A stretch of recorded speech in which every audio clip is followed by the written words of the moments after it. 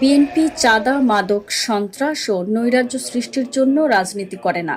BNP রাজনীতি করে দেশের মানুষের পাশে দাঁড়িয়ে কাজ করে দেশকে এগিয়ে নেওয়ার জন্য। প্রধান অতিথির বক্তব্যে এ কথাগুলো বলেছেন ঝালকাঠি ১ কাঠালিয়া রাজাপুর আসনের সংসদ সদস্য মোহাম্মদ রফিকুল ইসলাম জামাল। ঝালকাঠির কাঠালিয়া উপজেলা মাধ্যমিক স্তরের শিক্ষার মানোন্নয়নের মতবিনিময় সভায় তিনি একথা বলেন। আজ রবিবার সকালে উপজেলা পরিষদ অডিটোরিয়ামে এ সভা অনুষ্ঠিত হয়। বাংলাদেশ শিক্ষা সমিতি কাঠালিয়া উপজেলা শাখা এর আয়োজন করেন।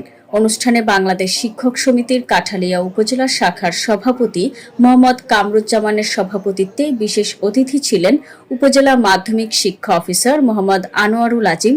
বক্তব্য রাখেন শিক্ষক নেতা শামীম মোল্লা, মোহাম্মদ জলিলুর রহমান সহ আরও অনেকে। শারমিন আক্তার, আজকের দিন।